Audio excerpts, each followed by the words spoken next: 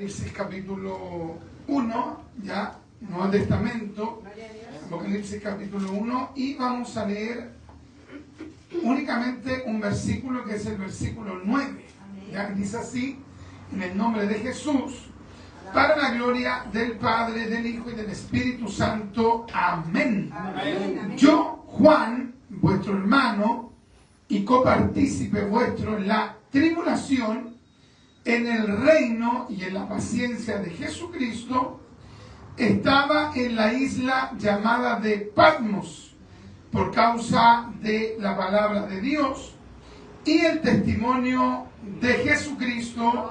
Amén y amén. Vamos a orar al Señor. Padre, en el nombre de Jesús, queremos darle gracias, Padre mío, por darnos este gran privilegio de estar en esta casa de oración, Padre mío. Gracias por darnos este privilegio, gracias por ese tiempo que pudimos orar cerca de una hora y fracción, Padre mío, cerca de una hora. Gracias porque usted nos regaló ese tiempo, nos regaló ese momento para poder buscar de su rostro, mi Señor amado. Padre, concédanos ahora el poder ser ministrado por su palabra. Habla en nuestras vidas. No simplemente queremos, Padre mío, recibir información, sino que queremos oír su voz, Padre mío, que llegue a nuestro corazón y que esa voz, esa palabra nos anime, nos fortalezca, nos dé visión, nos dé claridad. Y como decía el teólogo Arminio, de que usted quiere que le conozcamos más profundamente, no para recibir información simplemente, sino que para adorarle. Dios mío, permítanos que esta palabra nos mueva a adorarla, a glorificarla, así como hace unos minutos orábamos, cantábamos, que también al recibir la palabra podamos, Padre mío, alabarle y adorarle en nuestro corazón y con nuestra boca. Gracias, Padre mío, por darnos este honor de recibir su palabra en el nombre de Jesús. Amén, amén y amén. Le damos la gloria al Señor. Gloria a Dios, gloria a Dios, gloria a Dios, gloria a Dios, gloria a Dios para siempre. Demos palmas de alabanza al Padre, al Hijo y al Espíritu Santo, a la bendita Trinidad. Amén. Gloria al Señor. Recibamos nuestro asiento, mis amados en Cristo. Vamos a meditar en esta tremenda palabra del Señor aquí en el libro de Apocalipsis, que es uno de los libros que hay gente que se especializa en el campo escatológico, y de hecho algunos se creen tan especialistas que se ponen a dar fecha, se ponen a dar nombre, y la Escritura no nos llama a eso, sino que nos llama a llegar hasta donde la palabra llega. Pero lamentablemente el día de hoy vemos como gente que está bordeando ya en el límite de ser falsos profetas, se ponen a decir fechas, nombres, circunstancias. De hecho hay gente que ha dicho que ahora actualmente ya estamos en la tribulación, y otros dicen que ya estamos en la gran tribulación. O sea, ya el chiste se cuenta solo. Evidentemente que no estamos ni en la tribulación ni en la gran tribulación. ¿Por qué? Porque todavía estamos en la dispensación de la gracia, nos podemos reunir libremente a predicar, aquí en el culto, podemos adorar al Señor, y sabemos que en el periodo de la tribulación y la gran tribulación, todas estas libertades mínimas van a estar absolutamente restringidas. Entonces, las Escrituras nos llaman precisamente a ser sobrios, a ser personas aquilatadas, templadas, y a llegar hasta donde la palabra nos llama. Entonces nosotros, en esta hora de la tarde, precisamente vamos a estar meditando en este pasaje bíblico hasta donde la palabra del Señor nos permite. Y vamos a contextualizar en este momento en cuanto a meditar en qué circunstancias el apóstol Juan escribió este libro tan extraordinario, que es un libro escatológico, profético, que nos habla acerca de los eventos futuros. Ahora, ¿por qué Dios da el Apocalipsis? Dice la Biblia que son bienaventurados. Bienaventurado el que lee y los que oyen las palabras de esta profecía. Y a algunos les gusta llegar hasta allí, pero el texto sigue. Y guardan las cosas que en ella están escritas, porque el tiempo está cerca. ¿Ya? O sea, no solamente al leer el libro de Apocalipsis, nosotros tenemos que gozarnos al leerlo, sino que tenemos que tomar básicamente y sobre todo las advertencias que hay en este libro en cuanto a, por ejemplo, que tenemos que tomar en serio los planes de Dios. Aquí en el libro de Apocalipsis hay todo un plan futuro, un plan escatológico. La palabra escatología viene de dos palabras griegas, escato y logos, que implican básicamente la doctrina de los últimos tiempos o las cosas que van a suceder en los últimos tiempos. Implica el estudio de esos eventos. Entonces, aquí en el libro de Apocalipsis hay una serie de advertencias de cómo debe estar un cristiano, de cómo debe vivir un cristiano, entre otras cosas para evitar los juicios que se vendrán a la humanidad. Sabemos que hay 21 juicios que ocurrirán y que aquí el apóstol Juan, imagínense usted, tuvo por un lado el privilegio, pero por otro lado también el peso, la carga de saber de los juicios que van a caer sobre la humanidad. O sea, esto no es un juego. Yo pensaba en cómo, por ejemplo, hay gente que, sobre todo cuando se sabe que hay una epidemia, una plaga, una pandemia, hay pseudo profetas que se deleitan en dar palabras de juicio. Entonces dicen, viene un juicio y van a morir. Oye, pero lo dicen con tal liviandad, van a morir no sé cuánto, van a morir no sé qué. Y resulta que no hay un quebrantamiento frente a los juicios que se avecinan. Entonces, en este caso, en el libro de Apocalipsis, Dios le revela a Juan una serie de juicios, pero posteriormente también, avanzando en el libro, se habla acerca de uno de los eventos más consoladores, más esperanzadores para nosotros, que son el milenio, en primer término, y seguido ya nosotros sabemos que viene el estado que se llama el estado de la eternidad, donde estaremos siempre con el Señor, como dice el libro de Apocalipsis.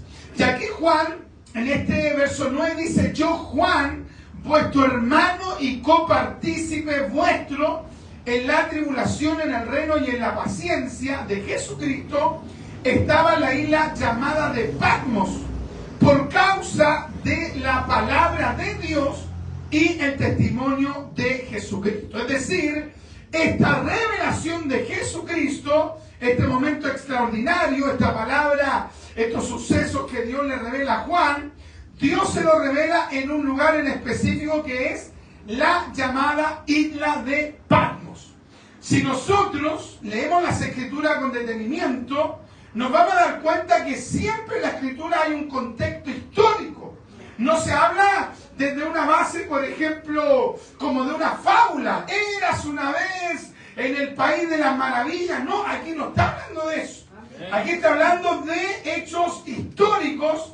Si bien es cierto, el libro de Apocalipsis contiene un lenguaje apocalíptico, simbólico, en algunos contextos metafóricos, pero claramente aquí hay datos de hechos que ocurrieron, se mencionan lugares, ciudades, etc.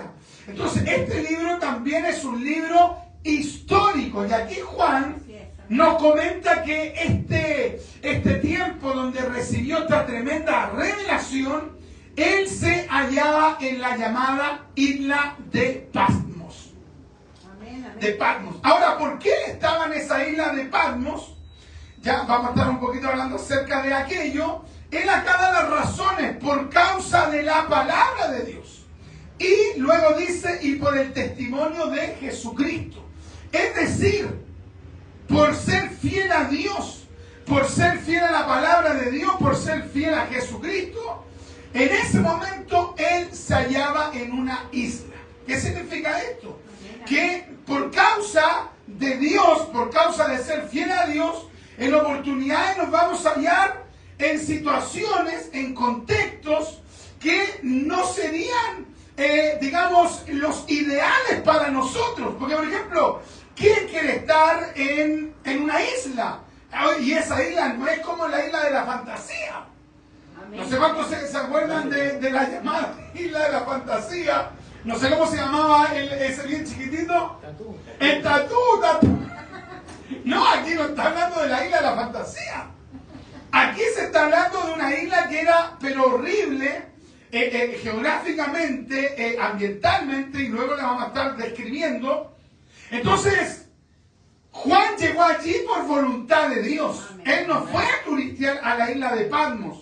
Él no fue en un retiro espiritual. Él no dijo, voy a ir a Patmos a un retiro porque quiero orar, quiero ayunar, como en ocasiones nosotros los cristianos podemos hacerlo. No, en el caso de Juan, él fue allá porque había un veredicto del imperio que lo había señalado a él como un enemigo público del imperio romano, y por esa razón había llegado a la isla de Patmos. Es decir, él no fue como turista, él fue a ese lugar porque había sido castigado por el régimen político y gubernamental de ese momento. O sea, a partir de esto nosotros también podemos reflexionar en que por ser fieles a Dios vamos a vivir de repente situaciones complejas. De repente uno dice, estoy viviendo por causa de la palabra de Dios un momento terrible. ¿Qué momento terrible? Es que me dijeron canuto y estoy herido hasta lo más profundo de mi ser. Oiga, pero una cosa tan chica, para él o para ella, pero algo pero tremendo. No estamos hablando de eso. No, estoy sufriendo tremendamente porque mientras me cortaba la uña, me la corté más adentro, me hice una herida y hoy tengo el dedo hinchado y estoy sufriendo por causa de la palabra. No, eso no es sufrir por causa de la palabra. Amén. Aquí, en este caso Juan, estaba en ese lugar porque en medio de un sistema donde se adoraba al emperador, donde se exaltaba al imperio romano, el apóstol Juan exaltaba a Jesucristo, glorificaba al Dios Trino y hablaba de un reino que era muy superior al reino del imperio romano. Imagínense. O sea, cualquiera diría, pero ¿y qué problema había en eso? Hermano Richard, tal vez los cristianos mandaban a sublevarse en contra del emperador que era el César. No. No, porque los mejores ciudadanos del Imperio Romano eran los cristianos. Pero sí había un detalle. El cristiano no se doblegaba ante el emperador. No se postraba ante el emperador. Y para un hombre soberbio, para un hombre altivo, como era el emperador, eso verdaderamente era terrible. Ahora, ¿quién gobernaba en ese tiempo? Cuando Juan estaba predicando en medio del imperio romano, donde estaban predicando los otros misioneros, apóstoles, ¿quién estaba gobernando para ese periodo? Cuando es detenido, en este caso, el apóstol Juan. Hay por lo menos tres posturas. Número uno, según sostiene Jerónimo, el gran escritor del siglo V, él asevera, basado en Eusebio de Cesarea, que posiblemente, y de hecho está en la tesis más plausible, que posiblemente para ese tiempo, cuando Juan es detenido, el emperador del Imperio Romano era Domiciano. Ya Domiciano llevaba entre 14 y 15 años en el poder, y le llega un informe de que había un judío que estaba siendo antisistema, revolucionario, y que estaba diciendo que había una autoridad superior a la de él, y que esa autoridad la tenía un cierto judío, según la perspectiva de ellos, un cierto judío que había predicado en todo Israel, que había muerto y que los cristianos sostenían que había resucitado. Oye, y para él eso era pero terrible. O sea, Domiciano fue uno de los hombres pero más soberbios y altivos del Imperio Romano, y vamos a dar algunos detalles más acerca de este hombre. Tenemos el caso del canon Muratori, que sostiene que también puede haber sucedido este encarcelamiento en los tiempos de Nerón. Recuerden que Nerón fue otro perverso que en el año 64 mandó a incendiar Roma para refundar la ciudad, para colocarle un nombre en honor a él mismo, y se le ocurrió la idea de echarle la culpa ¿a quiénes? A los cristianos. Y a partir de aquello se despertó una animadversión, una odiosidad hacia los cristianos de manera terrible, que esa fue una de las primeras persecuciones que se suscitó en medio del Imperio Romano por causa de que Nerón había mentido y dijo los cristianos incendiaron Roma cuando él mismo había mandado a gente a incendiar Roma. Amén. Y Teófilo sostiene, otro escritor, que esto ocurrió en términos de Trajano. Sea quien sea, evidentemente que aquí por un lado había una obra satánica. ¿Por qué? ¿Cuál era la obra satánica? La obra satánica consistía en que querían, los emperadores, sea cual sea, querían no solamente detener el avance de la fe cristiana, sino que querían destruir la fe cristiana. Amén, amén. Amén. Muchas veces nosotros no consideramos este aspecto. Satanás, el diablo, que el Señor nos reprenda, siempre quiere destruir lo de Dios, siempre. ¿Y sabe cuál es una de sus maneras de operar, de actuar? Es que quiere atacar lo de Dios cuando lo de Dios está en las primeras etapas de formación. ¿Lo van entendiendo, no? ¿Por qué? Porque él sabe que si eso de Dios se consolida, va a ser mucho más difícil para él destruir lo de Dios. Entonces trata de destruirlo ¿cuándo? En las primeras etapas. Satanás odia al ser humano. Satanás odia, por ejemplo, a los que están por nacer. Entonces, ¿qué es lo que hace? Antes de que den a luz, ¿qué es lo que quiere hacer el diablo? ¿Qué es lo que ha fomentado en la sociedad? Asesinarlos en el vientre de su madre. ¿Me entiendes? O sea, ya antes de que se independice de la mamá, Satanás, el diablo, quiere matar a ese ser vivo, a ese ser que es ya una persona, lo quiere matar en el vientre. Así es, amén. ¿Qué es lo que quiere hacer el diablo? Que Jehová lo reprenda. Cuando una persona se convierte, él quiere rápidamente que esa persona abandone la fe, que rápidamente deje de ir al culto, que rápidamente deje de congregarse, que rápidamente deje de lado la Biblia, que rápidamente deje de orar, porque el diablo, ¿qué es lo que quiere? Destruir lo de Dios en las primeras etapas. Así es, Señor. Tremendo.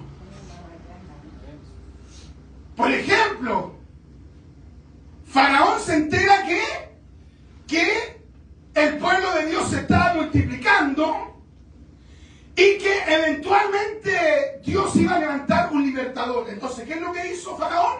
Mandó a ¿qué? A asesinar a todos los niños varones. ¿Por qué? Porque él quería detener y también destruir en algún momento lo de Dios. ¿Te das cuenta? Amén. Había una profecía clara acerca del nacimiento del Mesías. ¿Qué es lo que hizo en este caso? ¿Qué fue lo que hizo en este caso Herodes el Grande? Quiso rápidamente, según él, quería que le informaran dónde había nacido el Mesías. ¿Para qué, según él? Para ir a adorarlo. Pero la verdad no era esa. Él quería que le contaran, acá está el Mesías, es un recién nacido, y él ¿qué quería? Asesinar al Mesías recién nacido. ¿Por qué hace esto? Porque él sabe que luego la persona se va a ir fortaleciendo en Dios. La persona va a irse afirmando de Dios. Entonces, ¿él qué quiso hacer? Destruir a la iglesia cristiana en sus primeros años. En sus primeros años quiso detener y luego destruir al pueblo de Dios. ¿Qué es lo que quiso hacer con el Mesías? Quiso asesinarlo cuando aún era niño, pero que Jehová lo reprenda en el nombre de Jesús. Entonces, desde un comienzo, Satanás, el diablo, quiso destruir a la iglesia cristiana. Y una de las cosas que hizo en este plan satánico es que él se fue contra las autoridades de la iglesia cristiana. Atacó, por ejemplo, a apóstol Santiago, atacó a Pedro, atacó a Pablo y posteriormente atacó al apóstol Juan.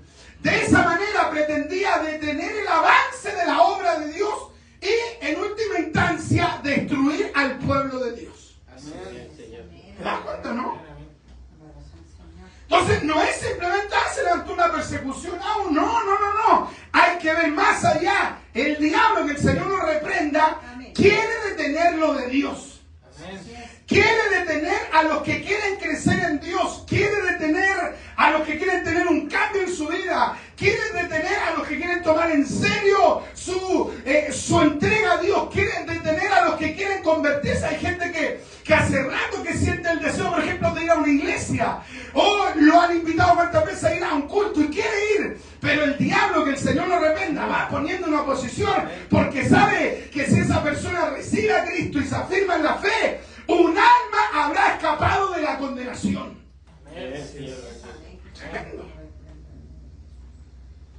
Entonces Juan, donde era uno de los líderes del movimiento cristiano, ya habían muerto varios líderes cristianos. Entonces el diablo, usando a algún emperador, a uno de estos emperadores, buscaba destruir el avance, o buscaba primero detener y luego destruir a la iglesia cristiana. Como hemos mencionado, Nerón quiso destruir al pueblo de Dios. Vespasiano de alguna manera también se levantó primero contra Israel y posteriormente contra los cristianos. Tito, Domiciano, Nerva, Trajano, todos estos emperadores tuvieron una animadversión en contra del pueblo de Dios. Ahora vamos a detenernos por un breve momento en Domiciano, porque obviamente Juan termina en la isla de Patmos no por haber robado, no por haber estafado, no por haber estado involucrado en un escándalo, no sé, en alguna área ético-moral. No, llegó allí porque él proclamó a Jesús como el Señor, como el único Señor del universo. Imagínate, lo que para nosotros sería algo como tan lógico, para ese tiempo era peligroso decir que había alguien más grande que el emperador. Hoy es el día de hoy hay gente tan soberbia que ni siquiera tienen ese poder, digamos, secular, temporal, y que cuando ven que alguien les está haciendo una pequeña sombra, ¿sabe qué? Se levantan contra esa persona, pero con todo. Y eso que ellos tienen así un poder de pequeño. Tienen un poder en una empresa, tienen un poder en un estamento gubernamental, y si ven que alguien tiene algunas capacidades, hoy se van con todo en contra de esa persona. Y eso que ellos tienen un poder totalmente pequeño y marginal. O sea, ¿te das cuenta cómo es la soberbia del hombre? Amén. Así es. La persona puede estar en una empresa y le cuentan que yo alguien que tiene los mismos títulos que él o que tiene una mayor especialización, y ya empieza a pensar cómo lo derriba, cómo lo saca, porque alguien le está haciendo sombra. Imagínate cuando le dicen a Domiciano, los cristianos dicen que hay uno que es más grande que tú. Los cristianos dicen que a ti te van a respetar, pero que no se van a someter a ti sobre su sometimiento a Cristo. Tremendo. O sea, para el tipo fue algo terrible. Domiciano, según los historiadores, ya que Domiciano, como explicamos, es uno de los más probables emperadores en el tiempo cuando mandan a encarcelar a Juan. Domiciano fue uno de los más terribles emperadores crueles, perseguidores y despiadados. Esto no lo dice un cristiano hablando mal del emperador, esto lo dice un historiador llamado Plinio. Una persona que no era cristiana, así describe a Domiciano. Domiciano le exigió a sus súbditos que lo adoraran como una divinidad aquí en la tierra. Tremendo, imagínense. Esto, ¿quién lo dice? ¿Un predicador? ¿Un teólogo? ¿Un exegeta? No. Esto lo dijo un historiador próximo a la vida de Domiciano que se llamó Suetonio. Imagínense cómo un hombre puede creerse una divinidad, que es una cuestión totalmente esquizofrénica. Así es. Oye, ¿cómo alguien que está tan lleno de debilidades, de limitaciones, va a pensar que es una divinidad? O sea, la gente que ha llegado a esa postura es porque son tan ególatras, son tan soberbios, porque tu misma naturaleza, tus debilidades, tus pecados te muestran que eres un pecador y por lo tanto no puedes ser una divinidad. Le exigió entonces a sus súbditos que lo adoraran como una divinidad. De repente el tipo andaba caminando y se andaba tincado. Los miraban y la gente tenía que arrodillarse. Qué terrible, oiga. Y qué complicado cuando de repente hay gente que está en medio de un círculo donde el que manda se cree casi una divinidad. Anda mirando hacia la gente y está esperando que la gente cuando se cruzan las miradas, que la gente al verlo haga así. Qué terrible. Y qué terrible cuando eso sucede en un ámbito, por ejemplo, de iglesia. ¿Cómo el líder va a mirar a alguien así y la persona por la presión va a tener que hacer así? Que no me ha echado mirar a los ojos. ¿De qué estamos hablando? Eso, Domiciano, hay que clamarle al Señor para que el Señor lo haga reaccionar. La fe cristiana es una fe que reconoce que hay autoridades que han sido puestas por Dios.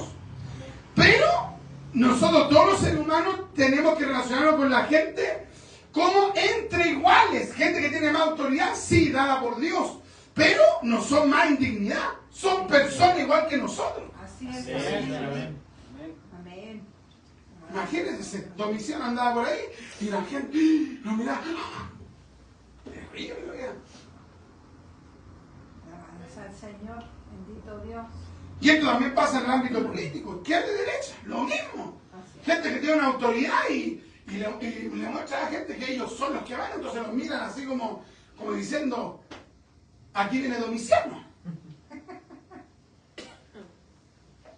Cuando Domiciano veía que alguien se oponía o cuestionaba su gobierno, él lisa y llanamente los mandaba a matar o los deportaba. Yo pienso, yo digo, ¿qué va a suceder con esta persona? O sea, sé lo que va a ocurrir porque lo veo en la palabra, pero pienso ¿qué van a pensar ellos cuando ellos mueran y tengan que presentarse en el juicio del gran trono blanco frente al verdadero emperador? Tremendo, frente al Dios Todopoderoso. ¿A cuánta gente lo humillaron, no pisotearon, no avergonzaron, no lapidaron, no le quitaron tierra, no lo avergonzaron públicamente y van a estar frente a la majestad de Dios? Así es, Señor. Amén. ¿Y qué es lo que va a hacer Dios? Dios le va a pedir cuenta por el poder que recibieron. ¿Qué hiciste con el poder que recibiste? Amén. Tremendo. Domiciano en su tiempo, cuando gobernó, en su reinado persiguió especialmente a los cristianos por motivos religiosos. Para él religioso. ¿Cuál era el motivo? Los cristianos decían, te respetamos, tratamos de hacer todo lo que esté de acuerdo a lo que tú dices, pero que tenga correlación con lo que dice la Biblia, pero a ti no te podemos adorar. No te podemos adorar. Amén. Los cristianos siempre han rechazado la adoración a los hombres. Siempre. Si el fenómeno de hoy día de evangélico medio catolizado es un fenómeno de hoy día. Que la gente adora a tal predicador, que adora a tal persona, que adora a tal líder. No, eso no es el evangélico. Nosotros amamos a los hombres de Dios, oramos por ellos, si podemos apoyarlos, los apoyamos, los bendecimos. Pero nosotros no miramos a nadie de ellos como una divinidad, imposible. Amén. Así es. Te vean a los católicos como van donde el Papa, se ponen de rodillas. Se arrodillan y el otro El otro día sí, el otro viejo carnal, el otro caballero, le pone la mano así. Y la persona se la besa. Tremendo, oiga. ¿Cómo uno como cristiano va a ceder a eso? Uno no puede actuar así. Si amamos a los de Dios, nos amamos. Pero el cristianismo evangélico siempre ha rechazado la idolatría a los hombres. Y mayormente a los hombres que están vivos. Imagínense, los católicos adoran a los muertos, adoran a los vivos y adoran a cuanto mono que haya y a servir ahora creo que están como adorando a un supuesto santo que fue declarado el primer santo youtuber, no sé, algo así. Un cabrón joven, no sé qué edad tendrá. El primer santo millennial. Entonces eso lo llenaba de rabia a Domiciano. Oye, tenía miles que la adoraban. Y habían unos poquitos que eran cristianos. Y el tipo, pum, que clavado por ellos. ¿Qué es lo que dijo el Señor Jesucristo? Al Señor tu Dios adorarás. Y a Él solo servirás. Qué hermosa la palabra de soltar Mateo capítulo 4. Impresionante.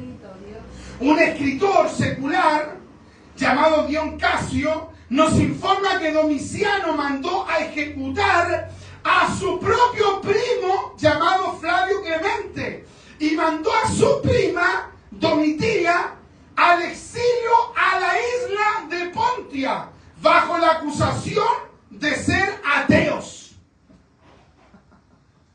¿Sabe a quiénes le llamaban ateos en el primer siglo? No era a los ateos, a los que no creen en Dios, sino que le llamaban ateos a los cristianos.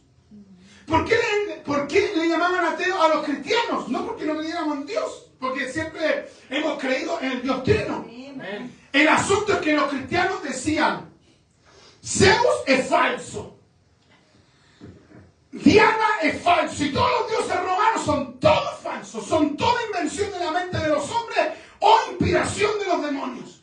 Todos los dioses no existen. Amén. Entonces, los romanos, ¿saben lo que decían? Estos son ateos.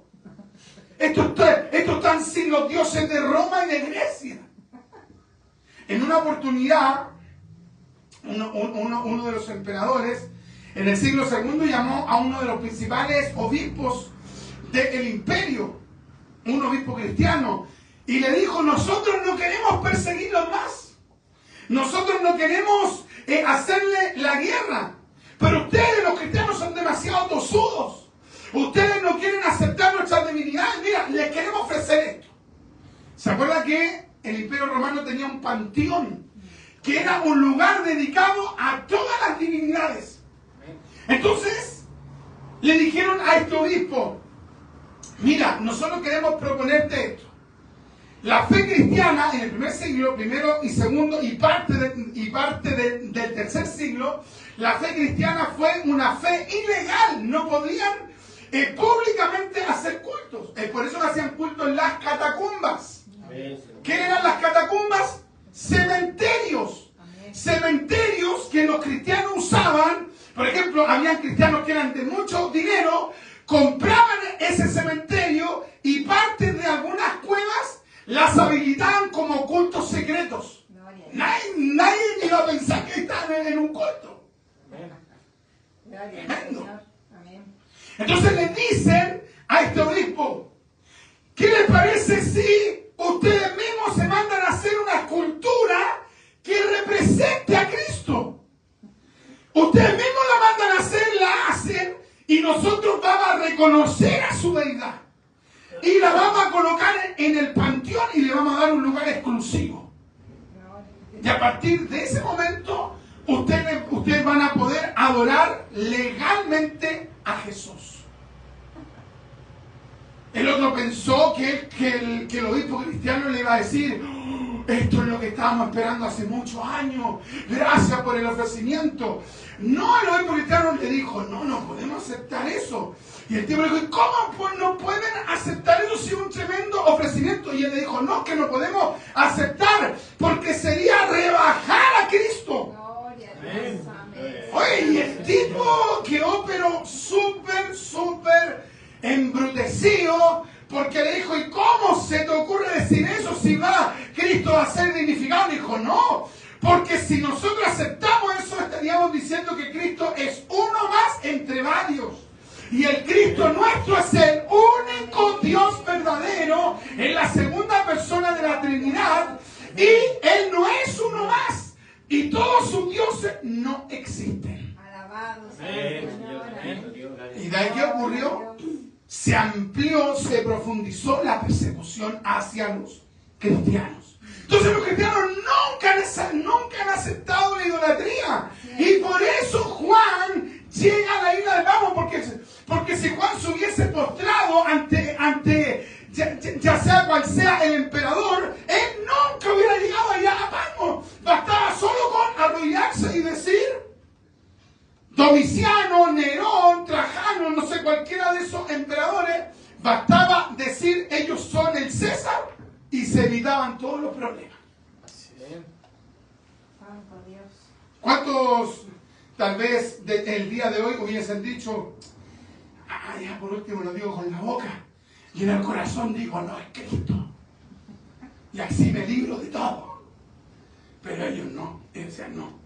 Entonces, claro, cuando nosotros ignoramos el contexto histórico, nos damos cuenta o llegamos a la conclusión como que ya fue simplemente una persecución y llegó allí y listo. No, Él llegó allí por sus convicciones. Él llegó allí por su fidelidad. Él llegó allí por su firmeza. Él llegó allí por no renunciar a su fe en Cristo. Bendito sea Dios. ¿Qué es lo que nos comenta acá la Escritura? Por causa de la palabra de Dios y del testimonio de Jesucristo, Juan nos dice, yo estaba en esta isla. Entonces, una de las primeras preguntas que quiero que podamos nosotros mismos de manera personal, que podamos respondernos, ¿nosotros estamos dispuestos realmente a mantenernos firmes frente a algún tipo de persecución? Frente al menoscabo, frente al cuestionamiento, frente a que nos quieran doblegar, nosotros estamos dispuestos a decir, no, mira, yo te amo, yo te respeto, o yo respeto la empresa, o yo respeto la creencia de los familiares míos, pero a mí nadie me mueve. Y aunque eso me implique que me desechen, que me menosprecien, que me hagan el vacío, yo no voy a ceder. Bendito sea Dios para siempre. Ese Juan es el hombre que mantiene sus convicciones, que no cede, y aunque eso implique el terminar, imagínate tú, terminar en una isla, abandonado por allá por causa de Dios y de su palabra. Bendito sea Dios. ¿Cómo era la isla de Patmos? La isla de Patmos, como sabemos, no era una isla de la fantasía, no era una isla de turistas. Era una isla muy terrible. Era una de las tantas islas que componían un sector geográfico que se llamaba Espóradas. Habían varias islas. Y una de esas islas era Patmos. Pero el conjunto de estas islas se llamaba Espóradas. ¿Dónde se encontraba la isla de Patmos? Se encontraba a 35 kilómetros de la ciudad de Éfeso. Esto nos dice Pérez Milos. Ahora, la actual isla de Patmos es parte del territorio de Turquía. ¿Cuál era la singularidad de esta isla? Es que esta isla, mis queridos hermanos, era una pequeña isla, 16 kilómetros de largo, por 9 kilómetros de ancho en la parte más ancha, porque hay partes que miden 7 kilómetros. Y la mayor parte del territorio de esta isla, que actualmente se llama Patino, la gran mayoría de este territorio es un territorio que es estéril hasta la fecha. Ya, por ejemplo, El día de hoy viven bastantes personas en esta isla que hoy se llama Patino y que antes se llamaba Patmos. Hasta la fecha hay gente que vive allí. Porque la isla se convirtió en una isla turística. ¿En qué sentido turística? Hoy se utiliza como un lugar, como un santuario donde estuvo Juan. Entonces van de diferentes partes del mundo a visitar la isla. Y el medio para que la gente subsista en esa isla es por medio del turismo. Porque usted quiere sembrar algo allí, usted quiere producir algo allí, la tierra no da nada. Entonces cuando cuando Juan llega allí, llega a una isla que, digamos, visualmente era feísima, todo seco, todo rocoso, todo pedregoso, y allí casi no hay vegetación en aquel lugar. De hecho, los historiadores sostienen que para el tiempo cuando Juan llega a esa isla, ¿saben lo que hacía el Imperio Romano?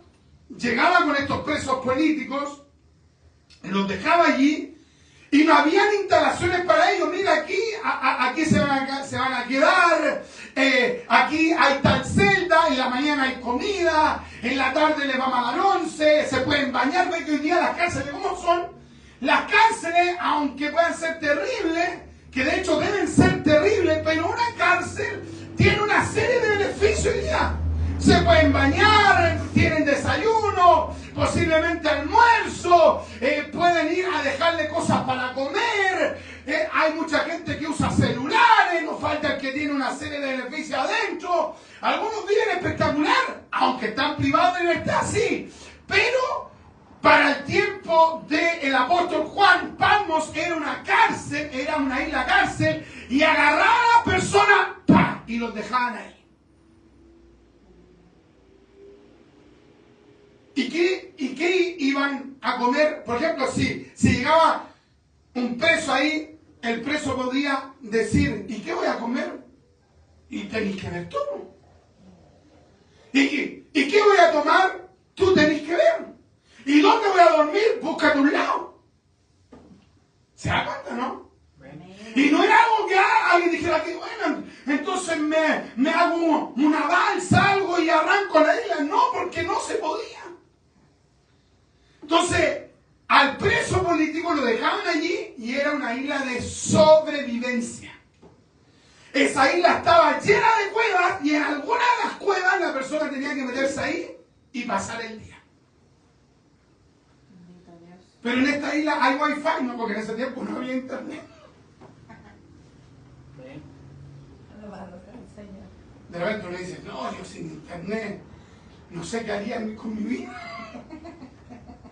Oye, cuando se da el internet, ahí como que más querés meterte a la red social, como que más querés hablar con la gente y no hay wifi. Imagínense allí, solo. Juan no podía decir, voy a sembrar un palto, voy a sembrar un naranjal, un limón, hay nogales, voy a sacar una nuez, me la voy a... No, nada de eso.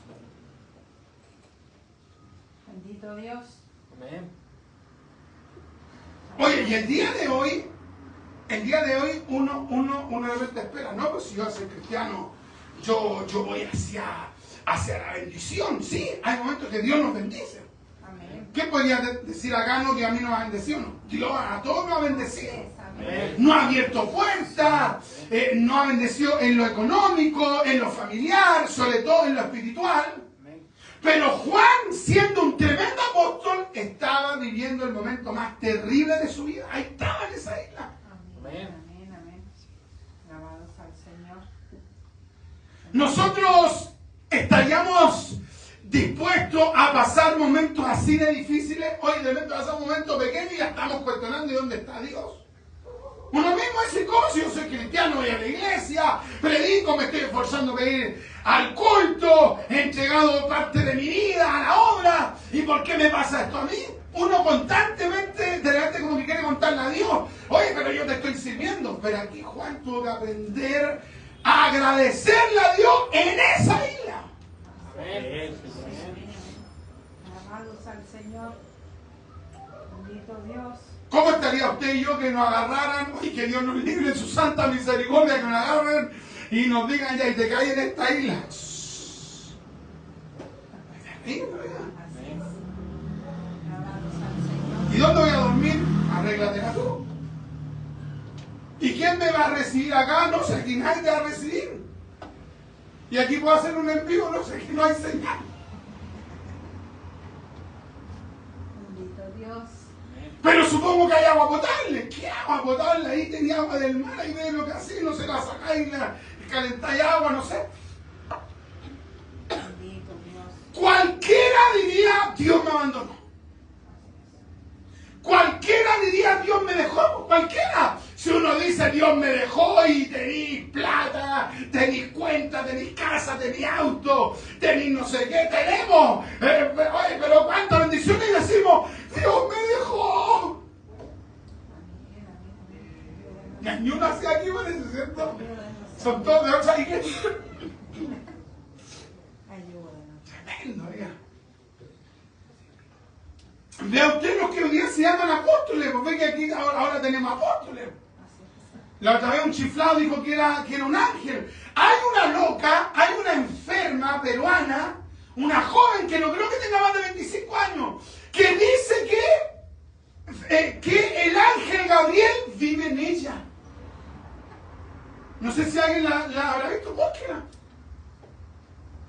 Bendito Dios. Oye, la tipa tiene una personalidad, pero de los demonios. Y dice, no, que el ángel Gabriel la poseyó a ella. Y vaya a hacer video. ¿Usted cree que tiene dos reproducciones? 500 reproducciones, 1000 reproducciones en su video. Cientos de reproducciones. Y la gente le pone sierva de Dios, no sé qué. Y habla en lengua, pero en lenguas que evidentemente que son satánicas, las lenguas de esa mujer. Entonces, para la gente hoy día, gente así chiflada como eso, son hombres y mujeres de Dios. Vamos al Señor. Y si tú decís, se la llama, hermano, ese pastor que está ahí es un hombre de Dios, es un hombre de Dios, pero si ese varón está pasando malos momentos económicos, pero si está enfermo, pero si tiene problemas, porque la gente piensa que al ser un hombre de Dios como que no puede estar en palmos. Santo Dios.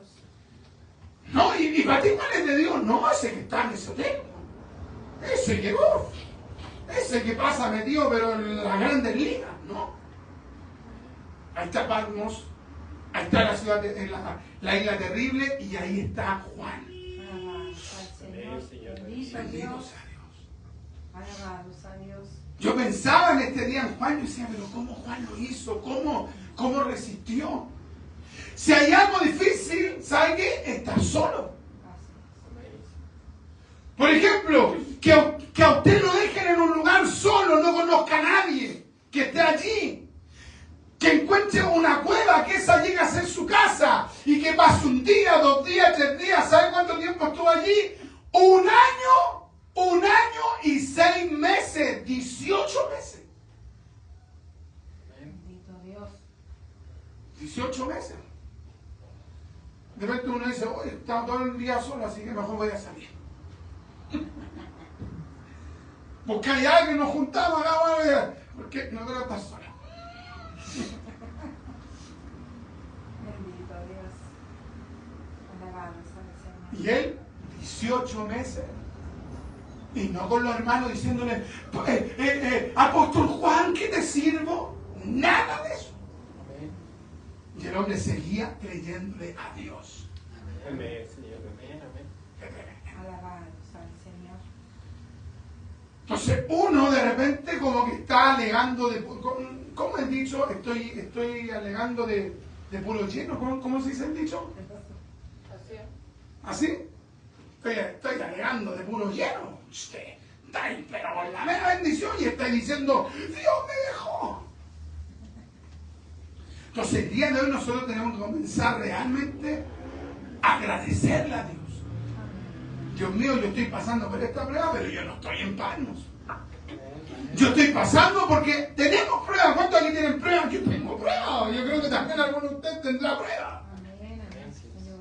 Y si no, dale la gloria al Señor y prepárate. Que Dios te guarde. Pero no estamos en paños. No estamos en esa circunstancia. Entonces estamos alegando de puro lleno. Tenemos que decirle, Dios mío, yo estoy pasando algo difícil, pero sé que podría estar peor. Así es, Señor. Podría estar peor como tal persona, porque nosotros conocemos gente que está sufriendo.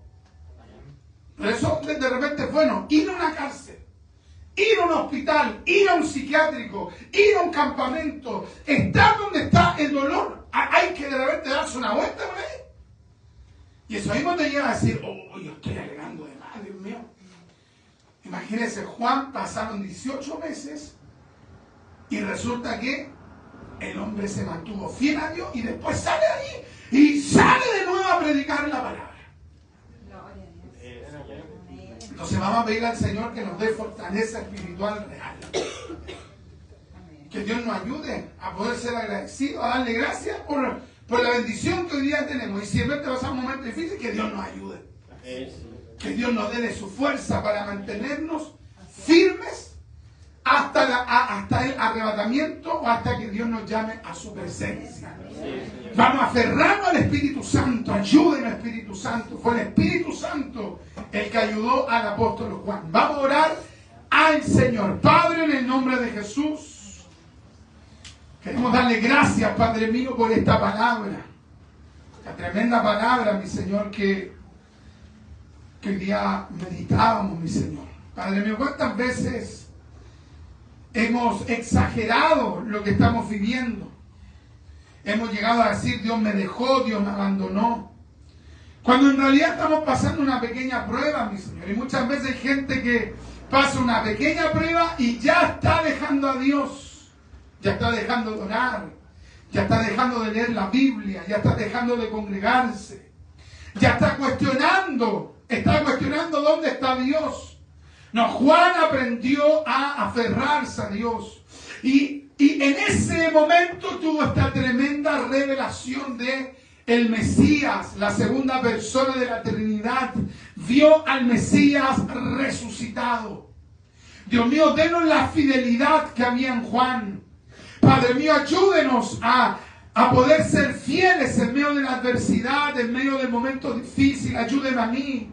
Ayuda a mis hermanos, ayúdenos a los que estamos en esta casa de oración, ayuda a los que verán esta predicación, Dios mío, ayúdenos. Muchas veces, Padre mío, somos débiles, Padre eterno, Padre mío, cuestionamos rápidamente, pero hoy queremos crecer espiritualmente, hoy queremos crecer en el nombre de Jesús.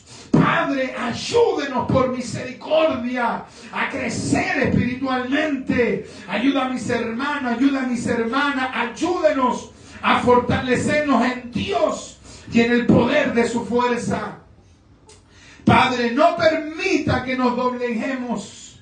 No permita que caigamos en idolatría institucional o eclesiástica, menos secular, mi Dios eterno, sino que ayúdenos a adorar al Señor nuestro Dios con toda nuestra mente, con todo nuestro corazón, con todas nuestras fuerzas. Ayúdenos a amar al Padre, al Hijo y al Espíritu Santo.